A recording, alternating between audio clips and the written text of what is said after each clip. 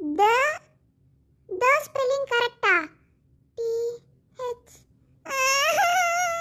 எனக்கு த ஸ்பெல்லிங்கே மறந்துருச்சு. உன் ஃப்ரெண்ட் மூஞ்சிலாம் பார்க்காத. அந்த நாயெல்லாம் படிச்சிருக்கோம். கேட்டினா படிக்கலன்னு சொல்லிட்டு எழுதிடும்.